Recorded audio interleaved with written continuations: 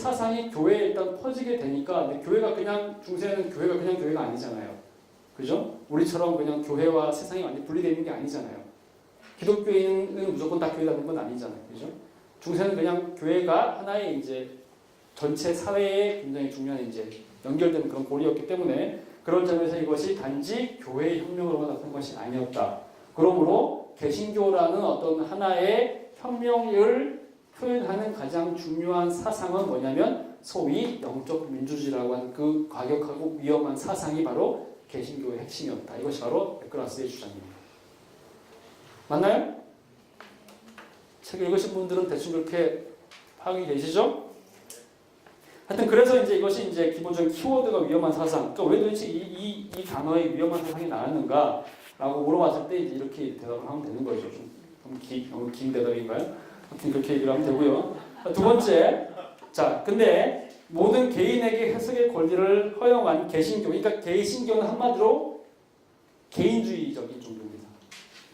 그죠? 상대적인 면에서 물론 이제 개신교 내부에도 굉장히 다양한 성들이 있어요. 그러니까 진짜 말 그대로 이제 퀘이커나 제세라파처럼 진짜 개인주의적인 종교가 있고 개신교 내부에서도 루터파나 개혁파처럼 좀 덜 개인주의적인 종교가 있어요. 공동체주의적이고 또는 이제 공교를 강조한 시스템이 있긴 한데 상대적으로 캐톨릭과 비교해 봤을 때 어쨌든 간에 개신교는 개인주의죠. 그죠? 사제와 교회라는 일종의 집단을 통해서 구원받는 것이 아니고 그죠? 나 개인이 하나님과 1대1로 선단 말이죠. 1대1로 하나님 앞에 서서 1대1로 구원을 누리는 영광을 갖게 되고 성경도 스스로 읽을 수 있게 한단 말이죠. 성경을 왜 번역을 했나요? 그 이전까지 성경 번역 안 했잖아요. 왜 성경 번역 안 했나요? 성경 번역을 해서 아무나 읽으면 안 되는 거니까. 그죠? 개신교의 가장 중요한 어떤 그 1차 혁명이 뭐냐면 성경을 번역한 거거든요. 왜 성경을 번역했나요? 바로 이 사상 때문인 거죠. 누구나 다 성경을 해석할 수 있어야 되는데 그러려면 어떻게 되니까? 제일 먼저 읽어야 되겠죠. 읽으려면 뭘 해야 돼요? 번역을 해야 된다는 거죠. 자, 그러니까 개신교 이전까지의 사상에 의하면 기본적으로 허용이 안 됐다는 얘기입니다. 왜? 구원받는 유일한 통로는 교회고 그 교회에 있는 사제들만이 유일하게 성경을 해석할 수 있는 주체였기 때문에 그렇기 때문에 아무나 읽지 못하도록 하는 방식이 무엇이었느냐? 그것을 라틴어에다 가둬놓은 거죠. 그죠? 이게 기본적인 형식이었어요. 근데 개신교는 위험한 사상이긴 한데 이제 이것이 기독교 신앙의 정수라는 거죠. 왜 그러느냐? 개신교는 어느 시기 어느 지역이나 문화에 상관없이 성육신하고 토착화하고 이렇게 성경에서 하는 얘기인데요. 번역되는 기독교의 힘과 영향이 있고 앤드루 월스라는 신학자가 얘기를 했습니다.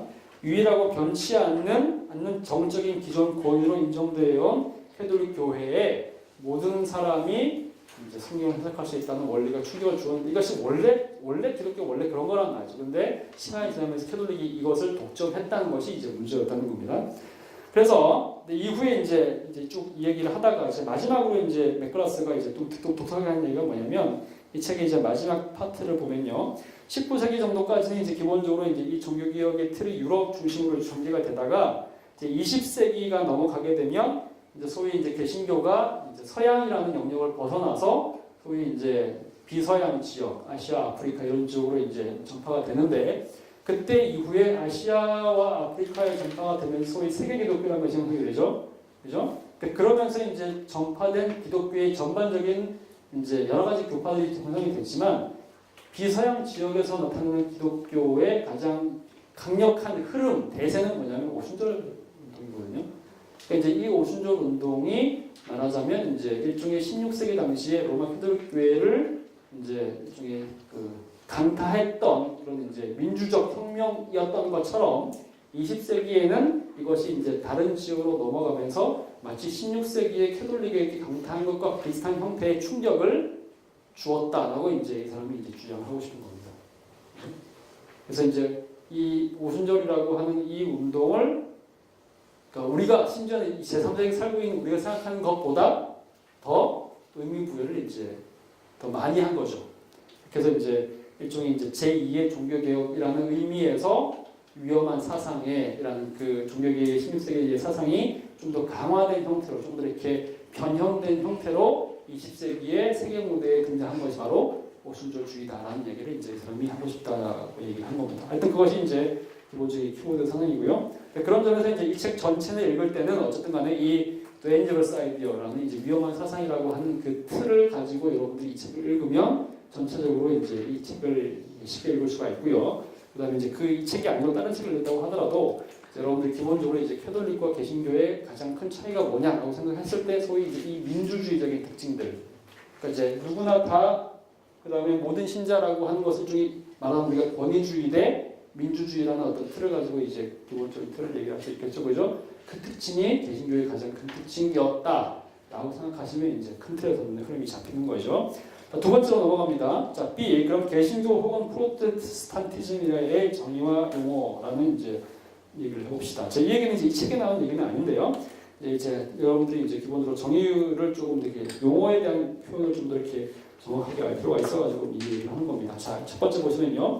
자, 원래 우리는 이제 이 표현을 한국에서는 개신교, 심지어는 이제 개신교와 기독교를 막 뒤섞어가지고 이제 천주교, 기독교를 막 쓰는데 이유가 있습니다. 왜 그런 이유로 쓰는 것이냐? 원래 개신교라는 용어는 영어에는 없습니다. 그쵸? 맞죠? 개신교라는 용어가 있나요? 개신교, 신교, 만약에 이제 구교, 신교라는 식으로 우리가 이제 표현하는 이제 기본적인 표현 방법이 있는데 여기에 해당하는 표현이 영어에는 없습니다. 구교면 올드 릴리전, 올드 처치, 올드 크리스천니티, 그다음에 신교면 뉴 크리스천니티 이런 표현이 있잖아요. 이렇게 써야 되겠죠, 그죠? 근데 공식적으로 그런 표현이 없거든요. 없죠? 그 표현이 없습니다. 구교는 영어로 뭐예요? 그냥 우리가 잘 아는 그냥 그대로 번역한 그 표현이 있죠. 뭐래요? 캐톨릭 처치가 구교고, 그 다음에 개신교는 뭐죠? 프로테스탄티즘 또는 프로테스탄트 처치란 말이죠. 그럼 우리는 왜 그러면 구교라는 표현을 쓰고 신교라는 표현을 쓰느냐? 이것은 선교사들이 가져온 용어입니다. 그러니까 이제 선교사들이 한국이나 또는 중국이나 일본에 들어왔을 때 먼저 들어온 것이 뭐예요? 캐톨릭이 먼저 들어왔단 말이죠. 그죠? 그러니까 이 사람들에 대항해서 이후에 들어온 개신교 선교사들이, 프로테스탄트 선교사들이 자기네들을 그 이전에 들어왔던 사람들과 구별하기 위해서 썼던 표현이 신교라는 표현입니다. 그러면서 우리에게 이제 신교라는 표현이 이제 들어왔고요. 근데 사실은 이제 신교라는 거하고 구교라는 표현이 그런 식으로 일단은 의미를 분화하기 위해서 사용되긴 했지만 문제는 이것이 공식 표현은 아닙니다. 공식적으로는 한국에 또는 이제 중국에 들어왔던 캐톨릭은 자기네들은 뭐라 불렀냐면 천주교라고 불렀어요. 그죠? 무슨 얘기입니까? 그러니까 중국에 있었던 수많은 신들과 대비해서 유일하게 하늘에 있는 유일신을 믿는 종교다라는 의미에서 그럼 썼던 표현이 뭐였냐면 천주교라는 표현을 쓴 거죠.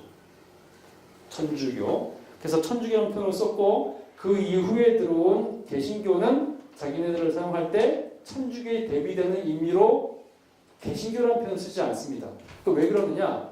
생각을 해보세요. 저쪽에서 천주라는 표현을 썼단 말이죠. 엄청난 용어를 썼어요.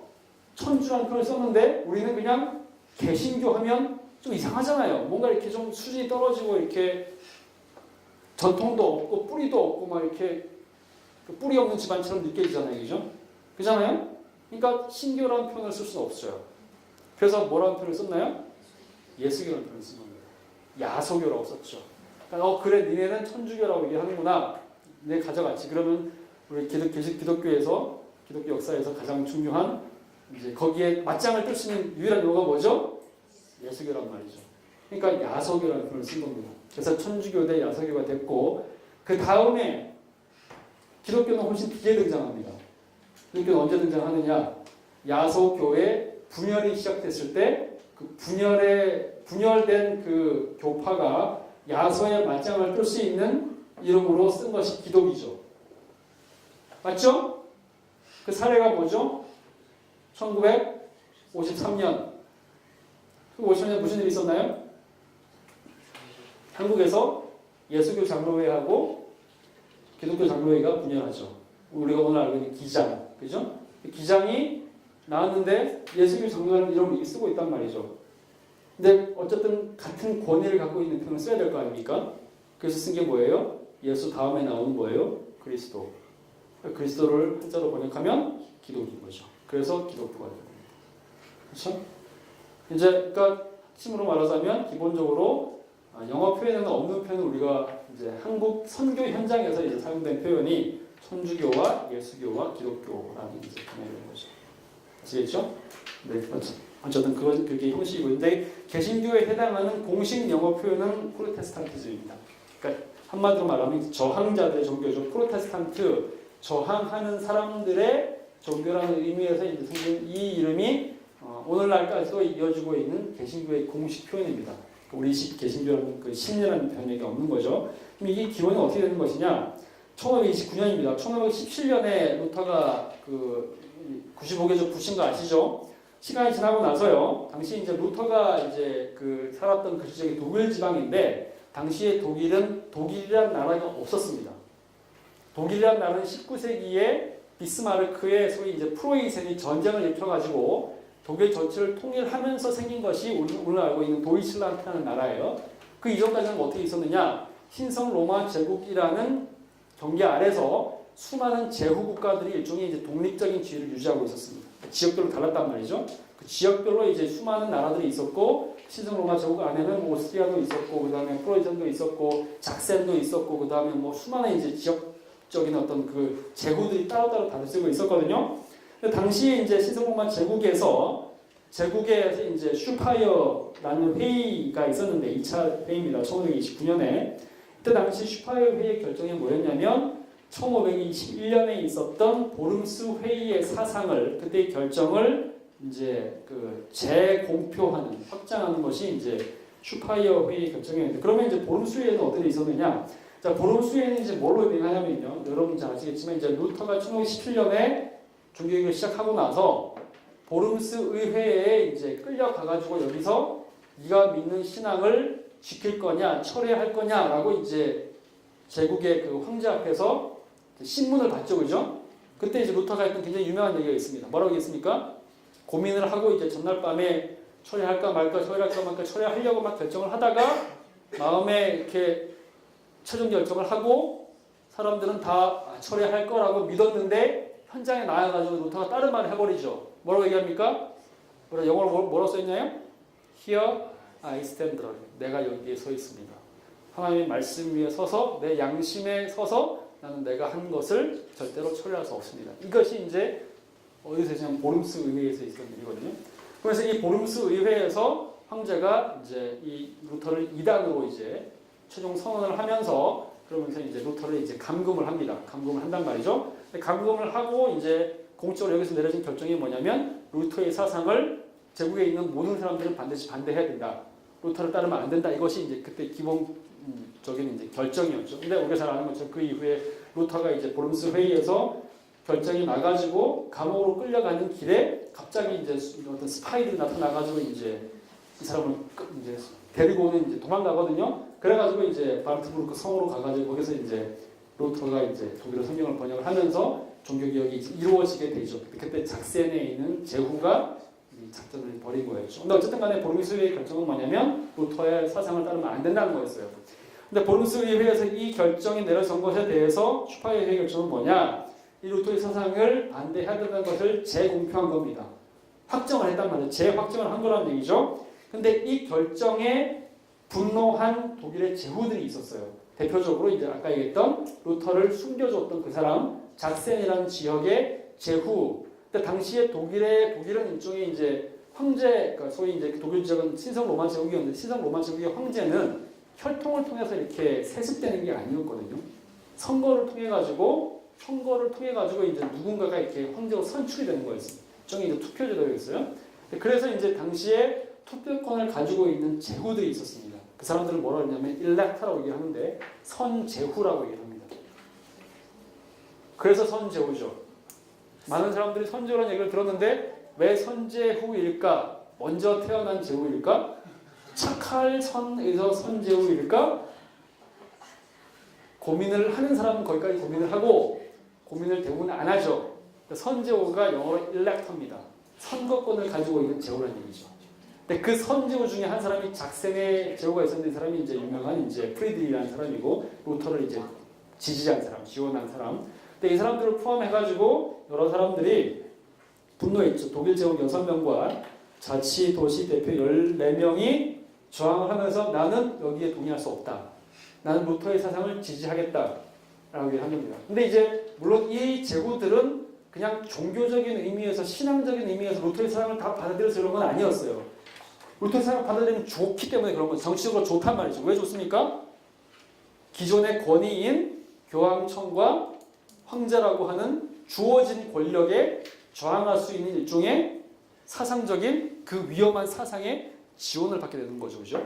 독립할 수 있고 혼자 이제 자기 힘을 펼칠 수 있는 이제 기반이 되기 때문에 굉장히 정치적인 이유로 루터를 지지한 사람들이에요. 근데 어쨌든 간에 이 사람들이 저항을 하면서 우리는 당신들의 결정에 따를 수 없다라고 얘기를 한 겁니다. 근데 이 사람들을 당시에 뭐라고 불렀냐면 뭐라고 불렀다고요? 프로테스탄테스라고 하는 라틴어로 불렀죠. 그게 뭐라고요? 개신교도. 우리가 지금 알고 있는 프로테스탄트라는 영어 이름에 기록이 된 겁니다. 이것이 이제 일종의 느슨한 연대였죠. 그렇죠? 그러면서 이 프로테스탄트들의 이제 이름이 그때 이후로 퍼져나가게 되면서 우리가 오늘 알고 있는 종교개혁이라고 하는 큰 흐름이 형성이 됐어요. 그 다음에 이제 3번을 보시면요. 이 얘기는 이제 혹시 이제 복음주의 지형도 1장을 읽으신 분들은 아시겠지만 우리가 이제 복음주의라는 용어를 사용을 할 때 이 용어가 굉장히 복잡하다는 얘기를 했는데 그래서 16세기 당시에 사용된 복음주의라는 용어하고 18세기 당시에 사용된 복음주의라는 용어하고 20세기의 복음주의 용어가 다르다 그랬죠. 그죠? 그죠? 그 얘기를 이렇게 하실 거예요. 근데 16세기 당시에 복음주의라는 그 용어를 가장 먼저 사용한 사람은 누구냐면 루터파였습니다. 그 루터를 따르는 사람들. 이 자기네들을 복음을 소유한 사람이다. 로마서 1장 16절 17절의 근거에서 복음을 수용한 사람들이다. 복음을 소유하고 있는 사람들이라는 의미에서 복음을 갖고 있지 않는 저들의 달과 다르게 우리가 이거 복음을 가지고 있다라고 하면 자기네들 쓴 표현이 이제 복음주의자라는 표현이었습니다. 에반겔리쉐 키르헤라는 표현을 쓰거든요. 독일어로. 근데 그 표현을 처음에는 루터파에서만 사용하다가 그 이후에 개혁파, 제세례파 이렇게 소위 이제 종교개혁에 참여한 모든 사람들을 일반적으로 이제 통칭해서 복음주의자라는 표현을 사용하게 된 거죠. 그러면서 또 말하자면 프로테스탄트라는 표현하고 이벤젤리칼이라는 표현이 이제 그때 당시 16세기 당시에는 같은 의미로 사용됐다고 생각하시면 되죠. 실제로 이제 그때 당시에 썼던 글들, 뭐 칼뱅이나 뭐 마르틴 부처라든지 뭐 웨클람 파디우스 이런 사람들이 쓴 편지들이 있어요. 거기에 보면 이런 얘기가 나옵니다. 이제 편지로 주고받은 내용들이 나오면 우리 복음주의자들이 저들에 대항해서 이런저런 표현들이 나오거든요. 그때 말하는 그 복음주의자는 뭐 20세기의 의미의 뭐 근본주의에 저항하거나 자유주의에 대항하는 그런 복음주의자 아니죠. 이때 당시 복음주의자는 뭐라고요? 소위 개신교도, 프로테스탄트의 의미에서의 복음주의자라고 생각하시면 됩니다.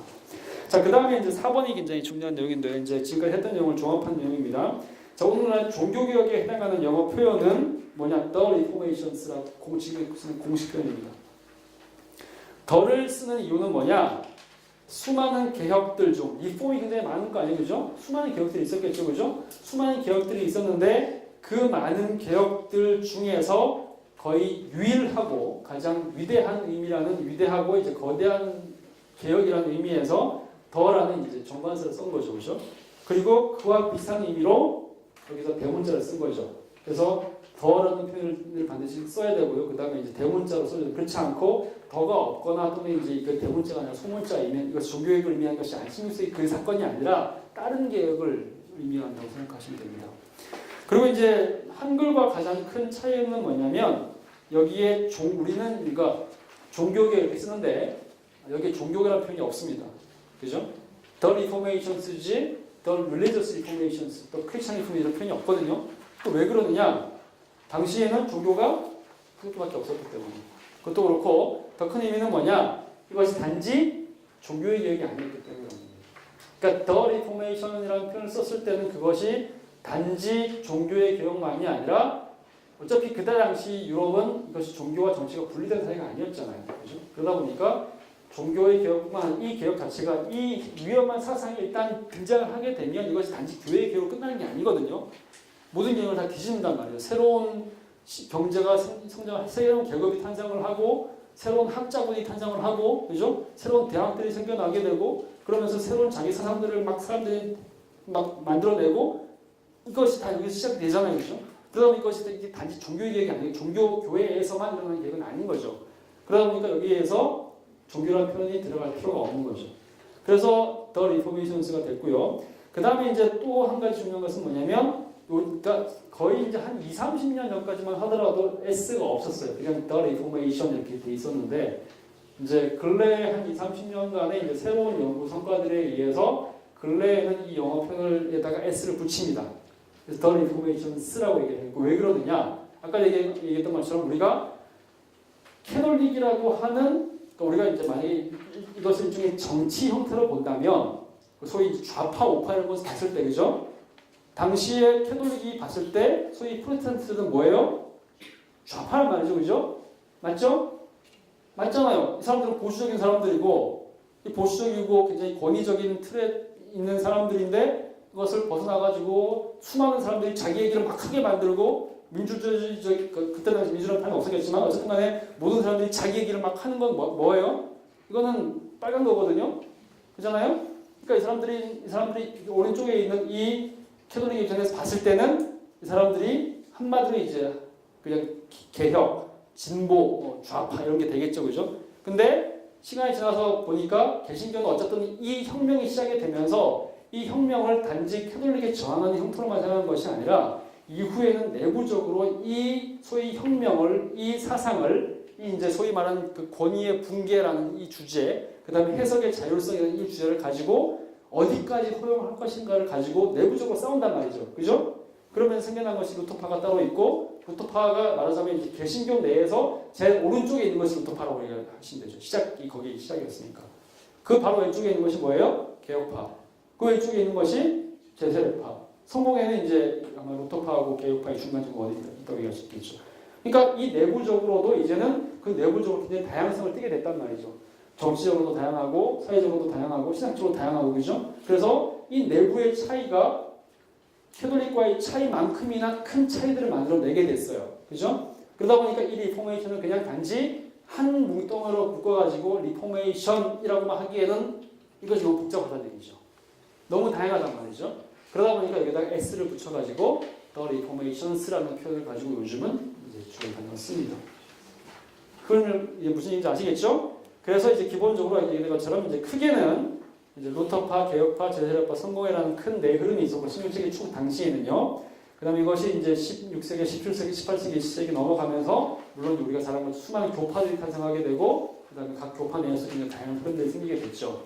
그러면서 이제 이것이 리포메이션이라는 그러니까 개신교의 그 위험한 사상이라는 것이 끊임없이 이제 뻗어나가는 그런 이제 틀이 됐다고 할 수 있습니다. 자 여기까지가 B고요. 자 우리가 시간이 이거 9시 반까지죠.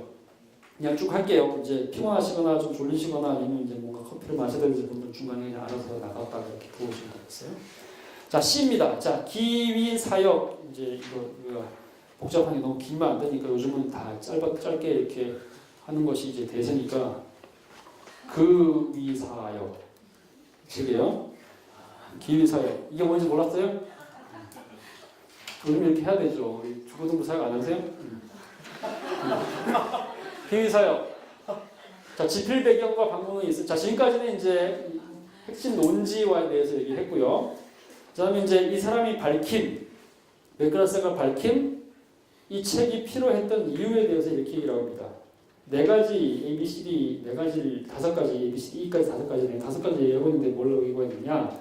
1번요. 종교개혁에 대한 사회사, 경제사의 필요 때문에 이 책을 다시 쓴다 이렇게 얘기했습니다. 이게 무슨 얘기냐면 이제 얘기했던 것처럼 일반적으로 이제 종교개혁 역사를 쓰는 사람들이 실제로 이제 1920세기 이전까지, 특히 1950년대 이전까지만 하더라도 종교개혁 역사를 쓰는 사람들은 정해져 있었습니다. 누구냐? 신학자들이 썼죠.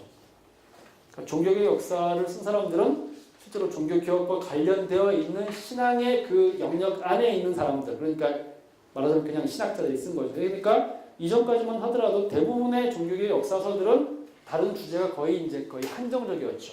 뻔했죠. 그게 뭐였느냐? 신학인 거죠. 교리에 대한 얘기들, 그러니까 신학자들이 하는 이야기들, 그러니까 교리의 변혁, 뭐 이신칭이라든지 뭐 이렇게 성화라든지 뭐 이런 얘기들 있죠. 이런 것들에 대해서 굉장히 많이 다루고 앞으로 계속 다루게 되겠지만, 근데 이것만으로는 종교개혁을 다 설명할 수 없다고 이제 생각한 사람들이 많이 나타났단 말이죠. 그 사람들이 주로 누구냐면 주로 역사학자들입니다. 역사가들 그리고 사회학자들. 그러니까 실제로 이제 종교 사회학이라는 것이 있죠, 그죠? 사회학의 틀에서 이 종교의 역사를 읽는 사람들은 정말 다른 눈으로 봅니다. 그냥 신학뿐만 아니라 이제 그러니까 신학을 말하자면 이제 텍스트를 보는 사람들이라고 하면 역사학자들 그리고 사회학자들 주로 컨텍스트를 보죠. 그 신학이 그 교리가 나타나게 된 그 주변 배경들 그렇게 보다 보니까 단지 종교만 보는 것이 아니라 주위에는 정치, 사회, 문화까지 다 커버해서 보는 거죠. 근데 이런 영역을 공부할 수 있는 사람들이 신학교에 있는 사람들은 아니거든요. 신학교에서만 있었던 사람들은 이런 것들을 볼 수 있는 눈이 사실 별로 없죠. 왜냐하면 배우지 못했으니까.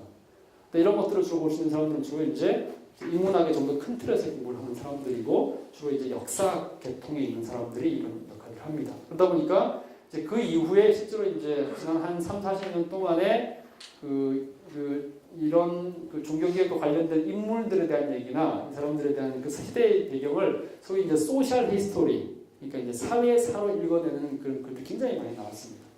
그러니까 요즘은 나오는 전기도도 마찬가지예요. 전기도도 보면, 그러니까 근래 나오는 그 전기, 제가 지금 읽고 번역하고 있는 브루스 고든이라고 하는 사람이 지금 800 전기가 이제 3년 전에 나왔는데 그게 지금 한국에서 번역이 올해 중에 나올 거거든요. 근데 이 사람은 예일대 신학부 교수인데 이제 유럽은 요즘 이제 유럽이나 미국은 거의 이제 그런 분위기 같은데 신학부 교수인데 이 사람은 신학자는 아닙니다.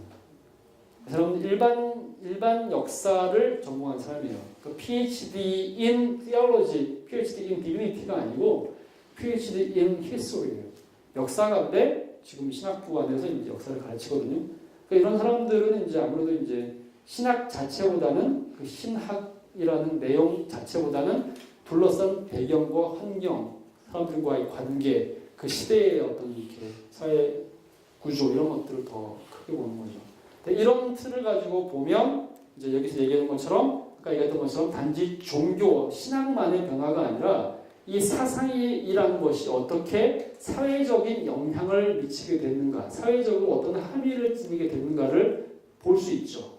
그런 걸 하기 위해서는 말하자면 사회사 또는 경제사, 정치사, 그러니까 이런 좀 더 큰 틀의 이제 문과, 인문학의 이제 문사철이라고 그러죠. 그런 종류의 이제 연구가 많이 필요합니다. 법학도 마찬가지고요. 법 쪽에서 연구를 하는 사람들이 있거든요.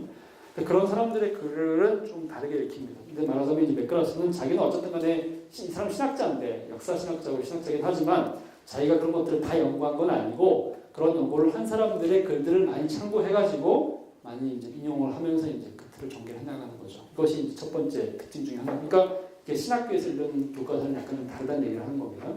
두 번째는 뭐냐? 중세와 종교개혁의 연속성을 반영한다. 이게 굉장히 요즘은 이제 신학계에서 이제 중요한 트렌드 중에 하나입니다. 그러니까 아마 이제 들어보셨을 텐데 연속성이 뭐냐 그러죠. 그러니까 옛날 같은 경우는 이제 그러니까 중세는 무조건 암흑과 어둠, 그죠? 그다음에 르네상스와 그다음에 그 이어서 연결된 종교개혁은 무조건 이제 빛. 그러니까 암흑으로부터 완전히 그냥 이게 거의 북을 자르는 것처럼, 묵을 자르는 것처럼 그 이전은 무조건 암흑. 여기는 이제 도토리 묵이고 여기는 이제 메밀묵인 것처럼 까만 묵과 흰 묵 이렇게 딱 나눠가지고 이건 중세, 이거는 종교개혁 이렇게 나왔단 말이죠. 사실 근데 역사가 그렇게 되나요? 그렇게 되지 않죠. 우리가 2011년 1월 1일이 딱 됐다고 해서 2016년 12월 31일과 2011년 1월 1일이 뭐 다른가요? 우리의 일상에서 거의 다를 게 없어요. 근데 역사는 그렇게 안 한단 말이죠. 임의로, 편의적으로. 실제로 역사는 그런 식으로 갑자기 뭔가 일어나지는 않죠. 그러니까 무슨 얘기냐면 종교개혁이 일어나게 된 그 배경인 중세 후기를 봤을 때 종교개혁이 일어날 만한 그런 배경의 요소들이 이미 그 이전에 100년, 200년 동안 진행되고 있었다는 얘기예요. 그것이 신학적으로도 일종의 이제 여러 가지 변화들이 있었고 그 다음에 사회 문화적으로도 그런 요소들이 일종의 점진적 과정을 통해서 연결된다는 말이죠. 그러니까 중세 후기의 그런 요소들을 찾아내서 이 연속성을 강조하는 것이 요즘의 트렌드 중에 하나입니다. 그러니까 예를 들면 루터 같은 경우만 하더라도 루터가 1517년에 이걸 딱 갖다 붙인 그것이 갑자기 루터가 어느 날 갑자기 앉아가지고 기도하는데 하늘에서 불이 떠가지고 막 사도 바울처럼 갑자기 희닥 해가지고 막 눈이 비늘이 벗기를 이래가지고 갑자기 붙인 게 아니란 말이죠. 그렇잖아요? 사람의 사상이 그렇게 형성이 되나요? 아니죠. 뭐라고 얘기하냐면 루터가 이미 이전에 수도사가 있었을 때 이 루터가 있었던 수도의 그 수도원이 베네딕트 수도원도 있고 뭐 이렇게 뭐 도미니크도 있고 프란체스코도 있고 이상하죠. 근데 당시 루터가 있던 수도원이 어거스틴 수도원이었습니다. 어거스틴 수도회였어요. 근데 아우구스티누스죠. 근데 아우구스티누스는 구원론적으로는 개신교 구원론의 아버지거든요. 교회론적으로는 이제 캐톨릭 교를 지향을 했는데 이제 구원론적으로 봤을 때는 이제 은혜의 신앙을 얘기하는 사람이잖아요. 믿음으로 말미암은 구원과 열정을 얘기했죠, 그죠? 근데 이 사람이 갖고 있던 그 신학이 어느 날 갑자기 막 이렇게 번개불 맞은 것처럼 된 것이 아니고 이미 이 신학을 수동에 있을 때 배웠다는 얘기죠. 그럼 배운 그 선생님이 누구냐 이거예요. 이런 식으로 파고 올라가다 보니까 이것이 일종의 혁명이나 개혁으로 나타나지 않았을 뿐이지 그 사상의 시각과 뿌리들이 이미 16세기, 15세기, 14세기 있더라는 거죠. 무슨 말인지 아시겠죠? 이것이 연속성이라는 주제와 관련된 흐름입니다. 근데 이렇게 되면 이제 당연히 이제 10세, 그러니까 중세와 종교개혁을 이룬 연속성이 발생할 뿐만 아니라 그 이후에 16세기 이후에 스콜라 신학이라고 하는 17세기 신학과 연결성도 이런 식으로 이제 해석하는 식으로 이제 연결성 주제, 연결성 티시스라고 하는 논제라고 하는 것이 이제 탄생을 하게 되죠. 이제 이런 걸 한 사람이 이제 중세와 종교개혁을 읽는 이 얘기를 한 사람은 하이커 오어만이라는 사람이 대표적이고요. 그 하이커 오어만의 제자가 들어보시고 있어요. 하이커 오어만의 제자가 데이비드 스타인매치라는 사람이 있었고 그 데이비드 스타인매치의 제자가 리차드 멀로입니다. 이런 식으로 해서 14, 15, 16, 17세기 연결하는 일종의 이제 학문적 그 연속성이라는 태제가 있어요. 근데 이거 요즘에 굉장히 유행하는 주제입니다. 요즘 한국에서 이제 이 주제를 연구하시는 분들이 좀 있어요. 하여튼간에 이제 이 틀을 가지고 이제 얘기를 하겠다는 얘기고요. 그 다음에 이제 C는 종교개혁과 개신교 운동의 복수성과 다양성. 아까 얘기했던 것처럼 그거예요. 종교개혁이 기본적으로 캐톨릭에 대해서 좀 더 강한 민주주의적이고 또는 이제 그 모든 사람에게 해석의 기회와 권리를 이양하는 그런 혁명이긴 했지만 개신교 내부적으로 봤을 때 굉장히 다양하게 거기에 대한 반응이 굉장히 다양하단 말이죠. 신학도 다양하게 나타나고 정치사상도 다양하고 사회사상도 다양하죠. 자기네들끼리 막 죽을 듯이 싸운단 말이죠. 왜 그러느냐? 합의하고 동의하면 안 싸울 거 아닙니까? 합의를 못하니까 싸우는 거거든요. 이건 다양성을 얘기하는 거죠. 그러니까 이제 종교개혁이라는 것이 이제 기본적으로 이제 이 위험한 사상, 민주주의라는 것은 한 번, 그러니까 우리가 지금 그렇게 겪고 있다고 할 수 있는데 민주주의는 그러니까 보수적이거나 또는 이제 권위주의 체제 또는 독재 체제하에 있는 사람들이 민주주의의 문을 열어주지 않으려고 하는 이유는 하나입니다. 이 하나의 문을 열면 이 문이 하나로 열리는 게 아니거든요. 그렇지 않습니까? 문은 계속해서 열릴 수밖에 없어요. 하나의 문을 열면 맨 위에 있는 댐 하나를 열면 이 댐 하나만 열리는 게 아니죠. 맨 위에 있는 상위 꼭대기에 있는 하나의 문을 열므로써 결국에는 강 전체의 문을 다 열 수밖에 없단 말이죠. 계속해서 민주주의는 이렇게 이런 식으로 확장돼서 나가죠. 언로가 더 확보가 되고 더 많은 얘기를 할 수밖에 없게 되는 거니까.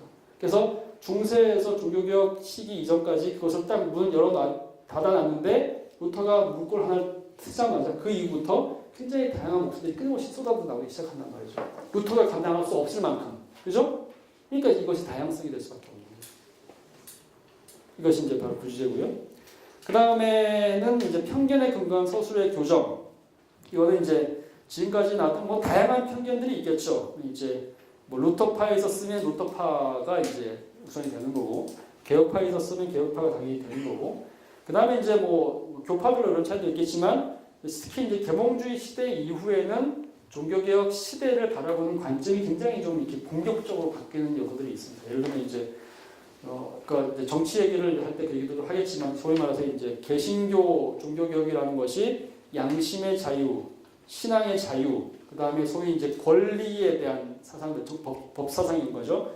그런 모든 것들을 열어놓은 일종의 혁명의 이제 단초였느냐 이렇게 주장하는 사람이 있는 반면에 그 반대로 개신교 신학이라는 것이 오히려 반대였다. 오히려 독재를 용인하고 모든 사상을 오히려 억압하는 일종의 올무였다라고 주장할 수도 있거든요. 그죠? 이게 굉장히 상대적이죠. 당연히 이제 볼테르 시대 이후에 계몽주의의 틀에 의하면 프랑스 혁명 시대 이후에 의하면 종교개혁은 16세기 당시로 봤을 때는 이 캐톨릭에 대해서 엄청나게 문을 많이 열어놓은 굉장히 자유로운 사상이었겠지만, 그죠? 18세기 이후의 관점, 오늘날의 관점을 본다면 우리가 지금 경험하고 있는 것처럼 개신교는 굉장히 폐쇄적이고 고리타분하고 굉장히 근본주의적인 어떤 그런 틀인 것처럼 우리가 지금 막 공격을 받고 있잖아요. 왜냐하면 그것이 이제 시대가 변화에 따라서 이제 달라지게 되는 건데, 근데 그 시대의 변화에 따라서 결국에는 그런 식으로 해서 우리 종교개혁자들을 해석하는 틀도 늘 달라졌었다는 얘기죠. 대표적으로 이제 칼뱅에 대한 존 칼뱅에 대한 해석 어떻게 할 것이냐. 이게 굉장히 이제 다양한 문제들이 있고 특히 이제 1940년대 이후부터 60년대 소위 60년대는 소위 말하면 혁명의 시대니까 1960년대에 이제 그 혁명의 시대 때에 대체적으로 이제 칼뱅부터 특히 이제 칼뱅을 이제 중에 이제 독재자로 이제 묘사하는 그런 그림들이 굉장히 많이 이제 그려지게 되면서 이제 칼뱅을 이제 진짜 이제 신정 정치를 행하기 위해서 자기의 뜻과 맞지 않는 모든 사람들을 다 이제 불태워 죽이는 사악한 이제 지옥의 개수 뭐 이런 식으로 이제 묘사하는 글들이 많이 나왔죠. 대표적으로 이제 스테판 츠바이크 같은 1930년대 사람이 나온 건데 이거는 그 칼뱅에 맞선 카스텔리오 뭐 이러면서 이제 들어보셨죠? 그런 얘기들을 비롯해서 굉장히 많이 나는 한국에서 이제 한두 권이 번역이 되어 있는데 그것이 굉장히 이제 지금도 유통이 되고 있어요. 근데 이제 그 그림이 정말 정당한 그림이냐 아니냐 왔다 갔다 하는 거죠. 근데 어쨌든 간에 특정 한 편을 들어가지고 이제 칼뱅은 영웅이다, 칼뱅은 독재자다 이렇게 이해할 수 있는 게 아니라는 거죠. 근데 다면적이거든요. 또 이제 우리가 항상 글을 읽을 때는 소위 이제 이런 편이 있어요. 아나크로니즘이라는 편이 있어요.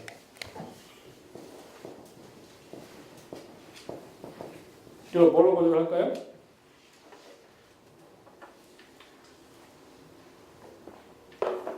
시대착오라는 편. 제일 역사를 읽을 때 제일 많이 범하게 되는 오류 중에 하나죠. 이거는 이제 아나리티스 할 때 그 이제 NT 또는 이제 뭐 against 이런 의미고요.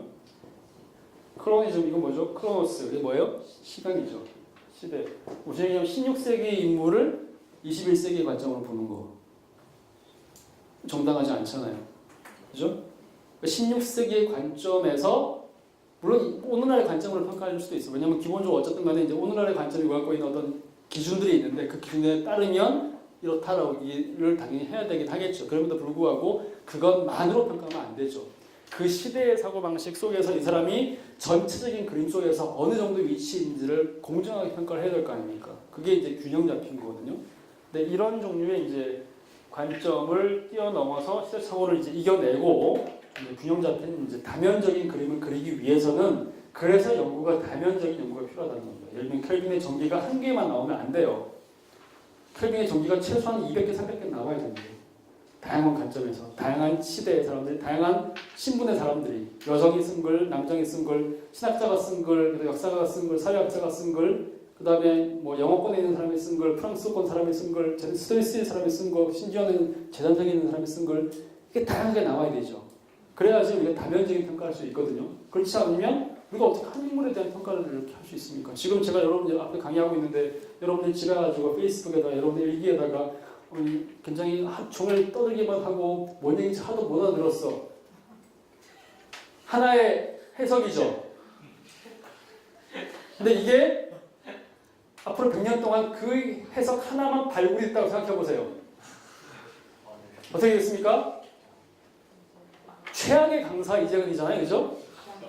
매장되는 거죠. 그죠? 근데 그 100년 지나고 나서 새로운 그 페이스북의 글이 하나 발견이 됐어요.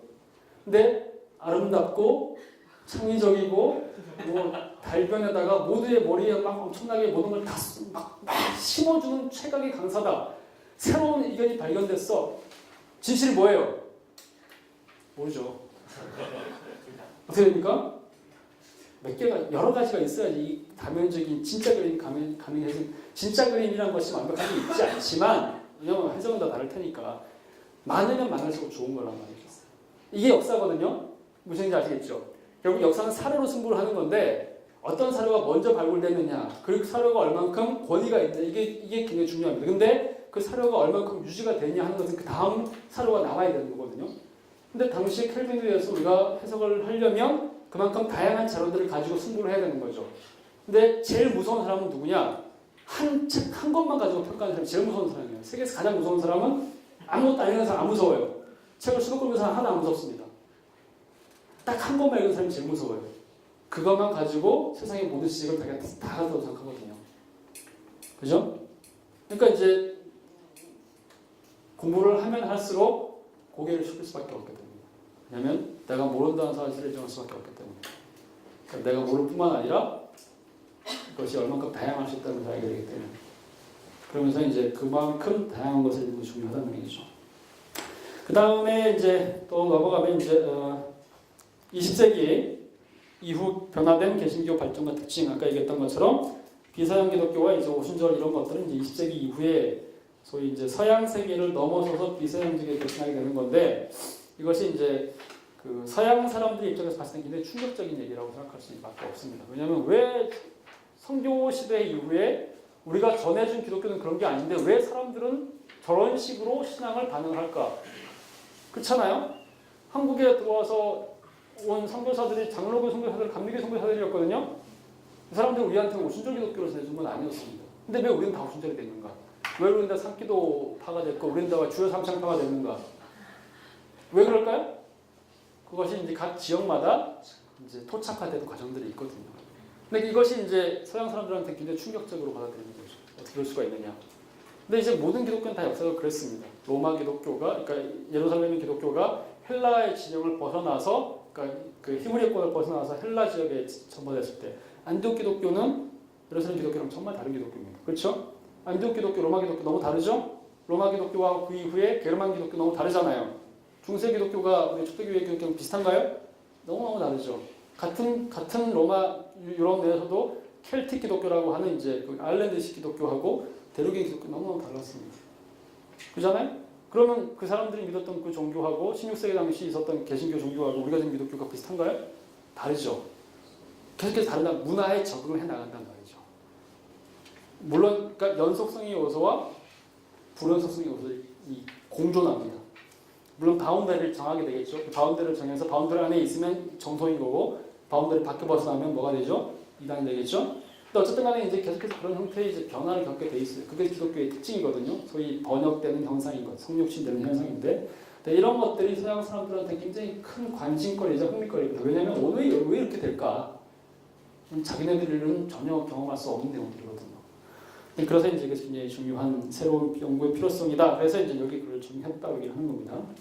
그 다음에 이제 방법론을 얘기하면 이제 아까 설교 얘기했던 거 비슷한 건데요. 주도 소사를 강조하는 본질주의를 지향하고 특정 주제에 대한 다양한 독립적 연구 결과들을 합리적으로 체계적으로 종합하여 분석하며 다양성과 융통성을 강조하는 메타 분석 방식을 지향한다. 그러니까 한마디로 말해서 이제 신학, 그러니까 말하자면 이제 주로 이제 주도 서사 또는 본질주의적인 서사는 주로 이제 신학교에서 신학자들이 쓴 책들이 말하는 그런 형태라고 얘기하시면 되죠.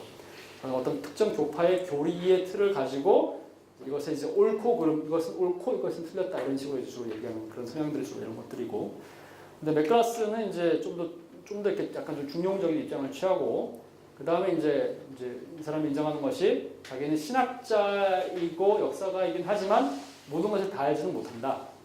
그러므로 내가 하는 것은 수많은 사람들이 연구한 각각의 분야들을 다 취합해가지고 가장 설득력 있는 내용들을 종합해가지고 일종의 백과사전식으로 이것을 틀을 주조해낸다. 이것이 자기의 관점입니다. 이것이 메타적인 이제 서술 방식이다 이렇게 얘기하는 겁니다. 그 다음에 이제 그렇기 때문에 이제 이것을 가지고 아까 얘기했던 것처럼 세 부분을 구성을 하는데, 기원, 강화, 변형. 기원은 이제 어떻게 시작이 됐는가, 배경이 뭔가 이런 얘기를 하고요. 강화, 표현은 이제 각 교파들의 이제 발전 과정들을 얘기하는 거고, 변형은 이제 아까 얘기했던 20세기 이후에 소위 서양 지역을 벗어나게 되면서 어떤 이제 좀 특이한 틀을 갖추게 되는가 이런 얘기를 하겠다는 얘기가 되는 거죠. 그 다음에 C, 선택적 주의의 원리는 이제 처음 얘기했던 겁니다. 사건 하나하나를 순서대로 다루지 않고, 그러니까 뭐 몇 년도에는 뭐, 그 다음에는 뭐, 그 다음에는 뭐 이런 식으로 다루지 않겠다는 얘기입니다. 그렇지 않고 중요한 주제에 맞춰가지고 어떤 특정 주제, 예를 들면 이렇게 이렇게 성경이라는 주제, 성경이라는 주제가 얼만큼 개신교에 중요했는가, 어떤 권이라는 주제가 그러면 거기 관련된 사건들을 하나씩 따오는 거죠. 그래가지고 그 관련된 주제를 묶어가지고 하나의 주제를 해놓고, 그러니까 시간 순서에 따르지 않습니다. 주제별로 돼 있어요. 그래가지고 이것들을 이제 크게 해서, 그래서 이 선별적으로 해석하고 집약하고 줄거리를 짚고 넘어가는 방식. 이 저자의 표현으로는 이제 브로드 브러쉬 어프로치 이렇게 썼어요. 그러니까 그림을 그릴 때 세세하게 디테일을 이렇게 하는 것이 아니고 큰 붓을, 굵은 붓을 가지고 큰 그림을 이제 그리는 거죠. 말하자면 숲을 보여준다는 의미에서 그런 식으로 생각하시면 됩니다.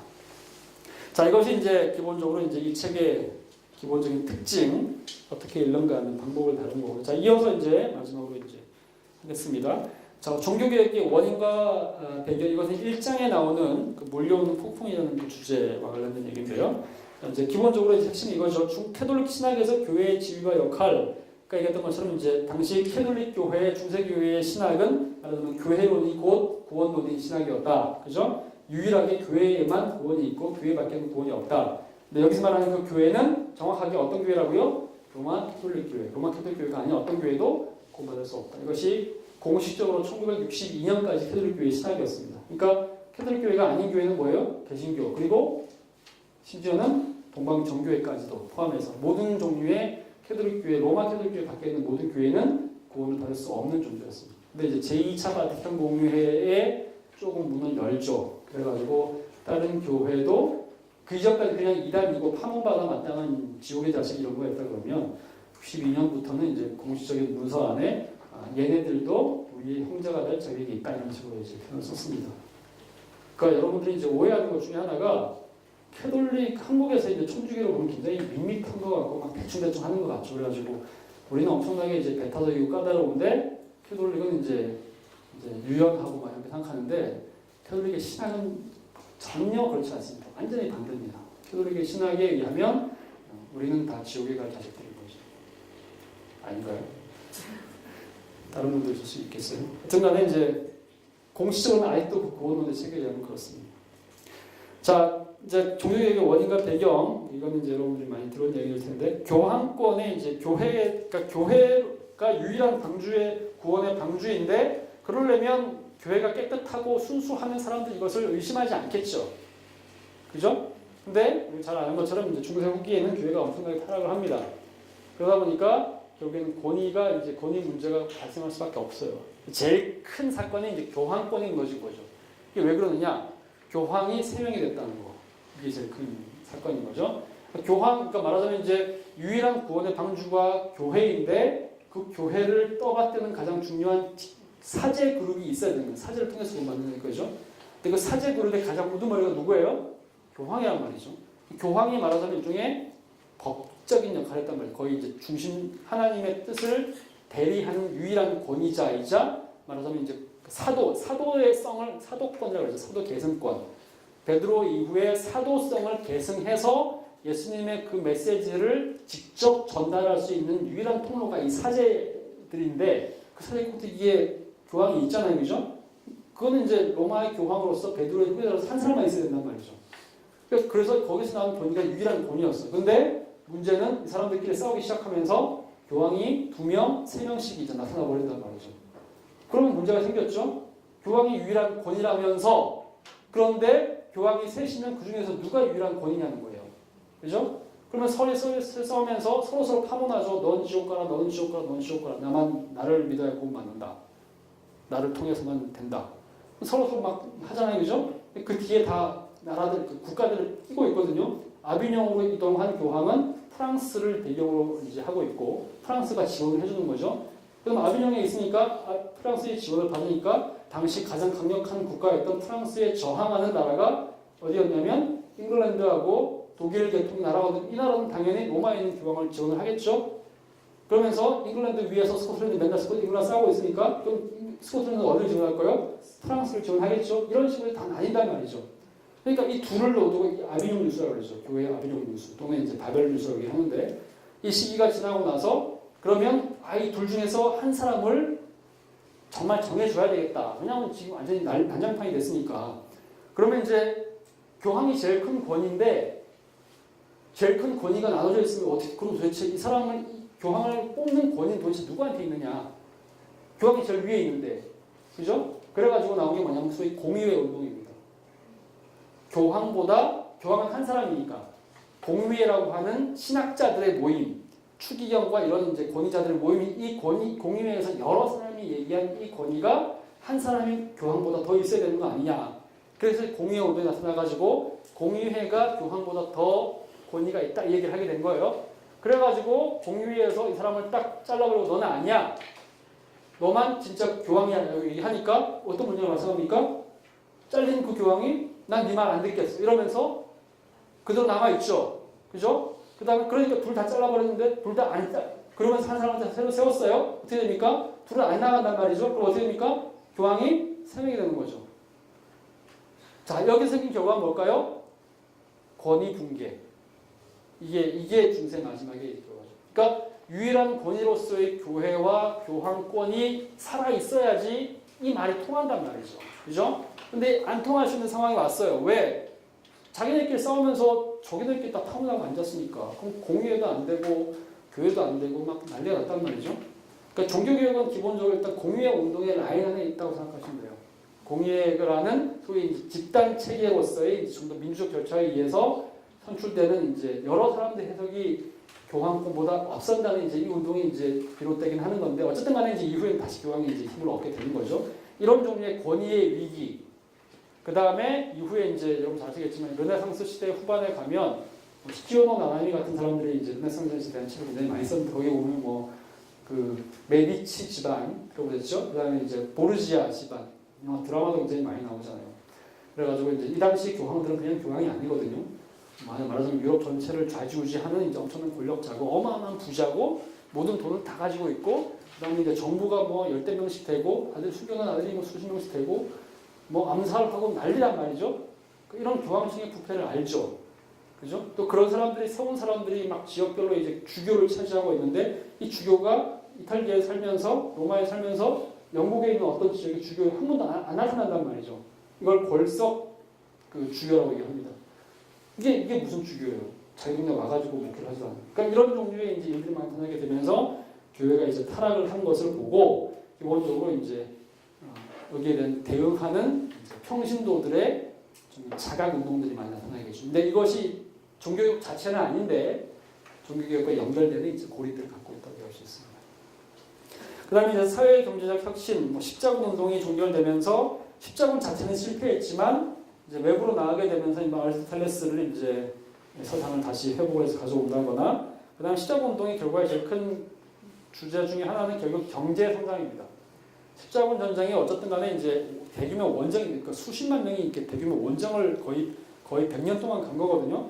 그러면 그 이동하는 와중에 결국 경제가 성장할 수 있어요. 무슨 얘기냐? 여관이 번성할 것이고 그 사람들한테 음식을 대는 문화가 발전하게 될 것이고 그 다음에 가는 길에 생기는 모든 이제 유통 또는 이제 교통이 발전하게 되겠고 결국 항구를 통해서 배를 타고 가는 것이 더 빠르기 때문에 결국에는 항구와 상업이 발전할 수밖에 없는 그 기반들이 만들어집니다. 한 100년 정도 시간이 지나면서 그러면서 소위 이제 베네치아나 피사 또는 이제 이런 종류의 제노바 이런 종류의 이제 도시국가들이 발전하게 되고 그러면서 이제 엄청나게 이제 상업 기술도 발전하게 되고 항해술도 발전하게 되고 그러면서 생긴 것이면 도시가 형성이 되죠.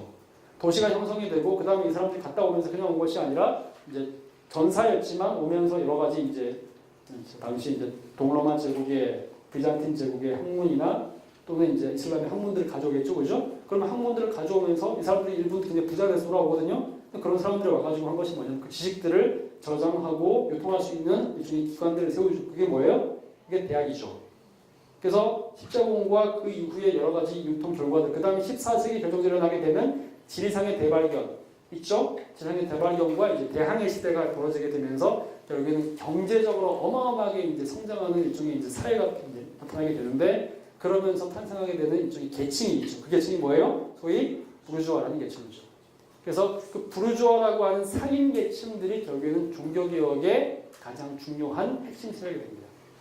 그러니까 이 사람들이 들어오게 되면서 사회적인 경제적 효과에 따라서 종교개혁이 시작이 됐을 때 그 종교개혁을 지지하는 세력으로 이제 등장하게 되는 일종의 이제 그 신분 계통의 사람들이 주로 이제 상인들이나 이제 새로운 지식인들인 거죠. 이 모든 것들이 다 연관성이 다 있고요. 그 다음에 르네상스 제일 중요한 것이 이겁니다. 르네상스와 인문주의 이 주제인데요. 자, 르네상스와 인문주의 이 주제는 굉장히 중요하고 자세하게 얘기를 좀 해야 되기 때문에 루터와 또 에라스무스와 연결해서 해야 되는 굉장히 중요한 고리들이 있기 때문에 자, 이 주제, C 주제부터 C가 아니라 D인가요? 르네상스와 인문주의가 D죠? 그 위에 게 C잖아요. 그죠? 잘못 썼어요. 사회경제적 혁신 C고 르네상스와 인문주의가 D고 그 다음에 E죠. 그죠? 그래서 D하고 E는 다음 주에 시작하면서 이제 좀 더 자세하게 얘기하도록 하겠습니다.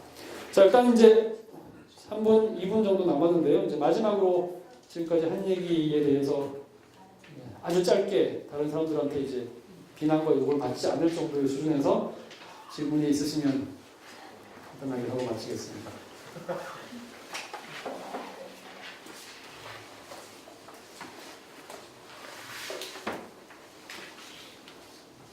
맞나요? 다 큰 그림은 전체적으로 이해를 하셨죠?